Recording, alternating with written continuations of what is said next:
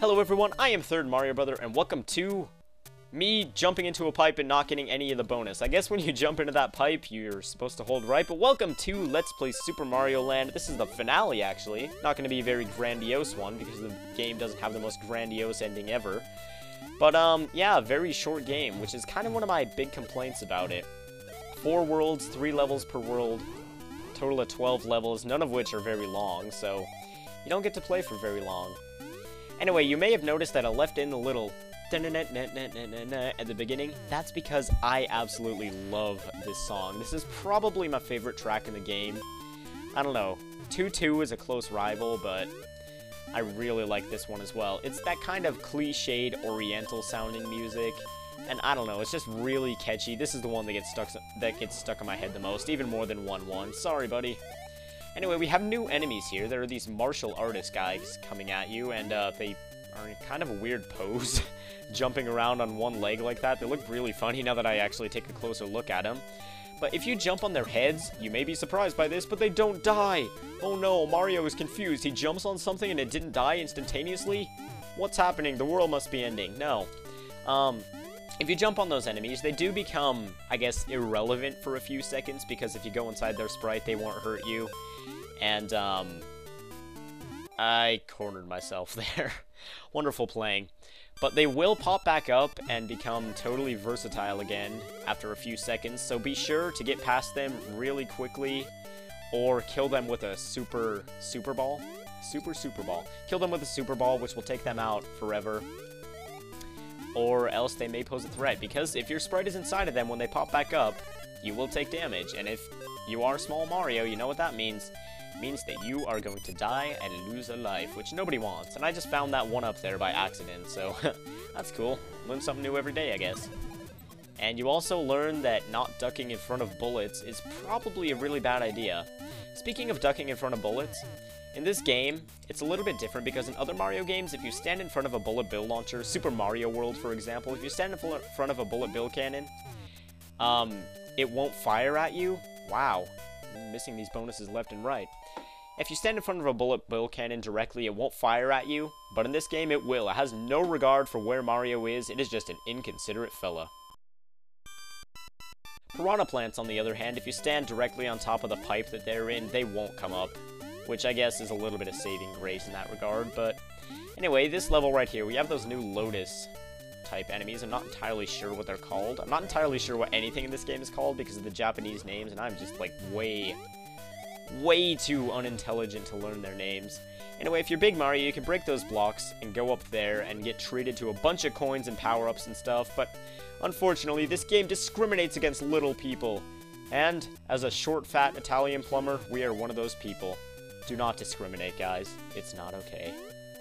So people say Third Mario Brother videos are just mindless, garbage, like, stupid content that doesn't teach you anything, but no, I'm teaching the kids out there to be tolerant of people. Short, tall, ugly, beautiful, fat, skinny, you know, turtle, Goomba, Koopa King. It doesn't matter. You have to love everybody equally, especially if it is a household pet. I like how I used the word especially there. I like how I just ruined my own joke. So, moving along with World 4, we're playing the Can-Can theme with the Starman right now, and excuse me if I get hit, coming out of the end of a Starman, like, power-up sequence, because like I said, I can't hear my speakers right now so that my mic doesn't pick up any feedback.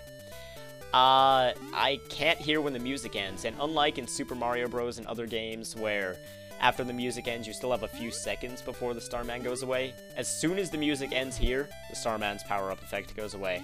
Let's go ahead and try to get this one. This one's actually kind of hard. Sweet, got the bonus.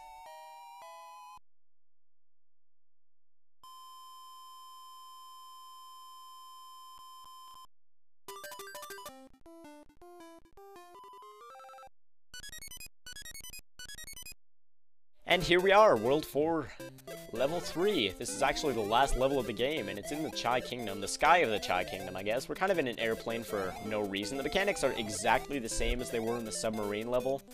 No super balls here because you can shoot all the time, enemies flying around, and now that I look at it, Mario looks kind of like the character out of Balloon Fight, and those birds, not these airplanes, but those birds kind of look like something out of Balloon Fight as well. Maybe I'm thinking Duck Hunt, I don't know. Maybe I'm just making odd connections that don't make any sense because I associate Nintendo games with each other. It's like in Paper Mario: The Thousand Year Door, where your inbox thing was the Game Boy Advance SP. I mean, come on, if that isn't a shameless plug, then what is?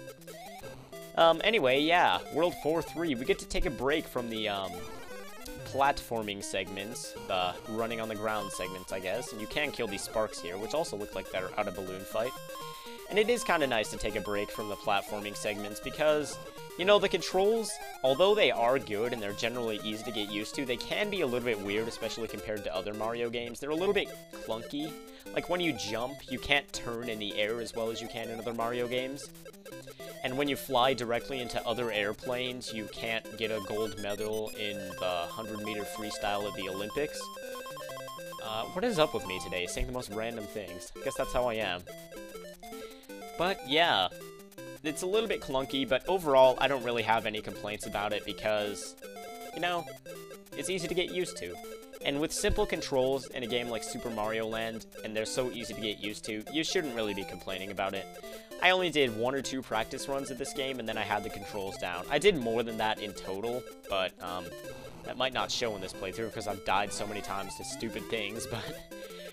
Yeah, I had the controls down fairly quickly, and I had most of the game down fairly quickly otherwise. But here we go, taking on the penultimate boss, a cloud that shoots birds for no reason. I'm sure this thing has a name, but I'm not smart enough to know it. So let's go ahead and just spam the shoot button until we take it out. These birds are a little bit annoying, and if you get into a bad position, it's kind of hard to start shooting directly at this guy again because the birds will start coming. But here we go.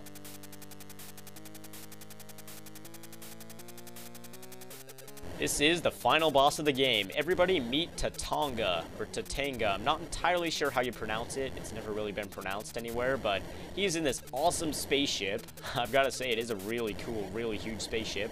And he is the one who kidnapped Princess Daisy. So let's go ahead and take him out to complete Super Mario Land.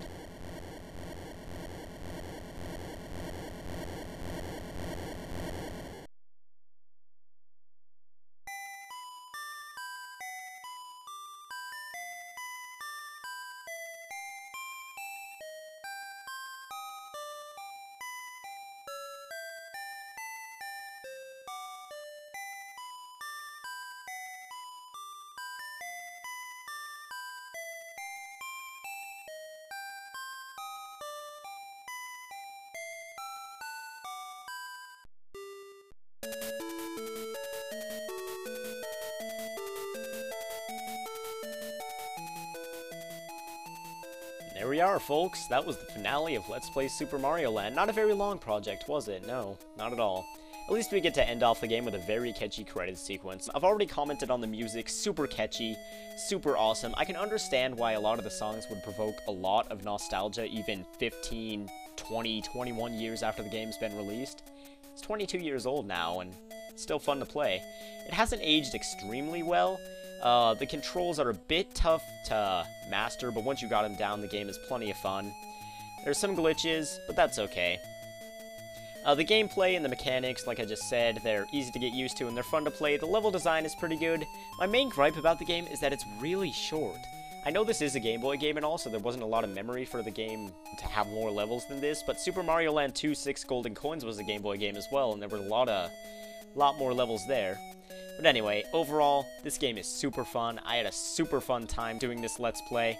Thank you everybody for watching. Thank you for sticking with me through these 4 short videos. And I will see you guys next time on a different Let's Play.